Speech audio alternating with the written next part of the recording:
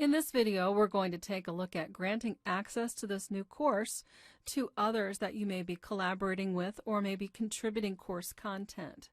So again, this is a brand new blank course, but you can do this action of granting privileges to see it to anyone at any time. So we just happen to be doing it at the beginning when we know we're going to begin working with others. So to grant access, we're going to click on the Access button. And at this point, we can now choose others who will be able to have access with us.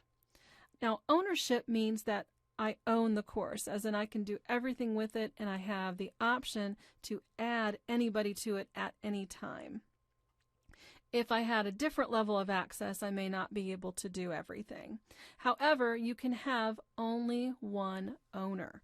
So you can't have several owners, but the alternative is if you wanted someone to have just about all of the access, almost all of it, you would be able to give them admin.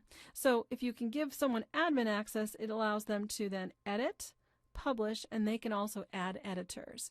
And these are very important points, so if you're ready to publish a new version, you may want to have others who can do that. If you add an editor, all they can really do is edit the course. That means that they cannot publish and they cannot add other people to it. So this might be, this is a much more restricted access to the course, but they can certainly contribute content. So if you can think of it that way, it's more like editors are content contributors. Admins are people who are administrating the course, as in, again, being able to publish and add others to it, whereas an owner really is the person who's taking full ownership. So let's go ahead and add an admin. So I'm just going to start typing a name, and I'm going to locate a person. I'm going to give this person administrative access to my course. Now you'll notice that there's this X here, and that means that I've chosen that individual. Next, I'm going to add an editor. So I'm going to find that person. Here we go. Add that person as an editor. And at this point, I have added two people. And this is a very important part. If you close this, it will not have given those people access. So if I just close that, I'll lose it and I won't have access to that person.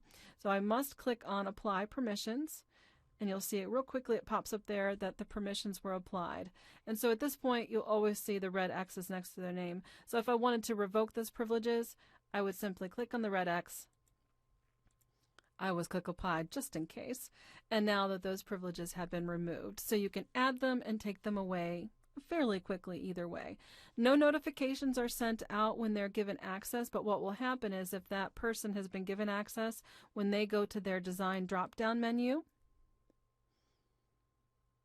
they'll be able to see it. So as soon as they're given access, they may have to log out and log back in or refresh, but they will have access to the course for which you have just granted them access.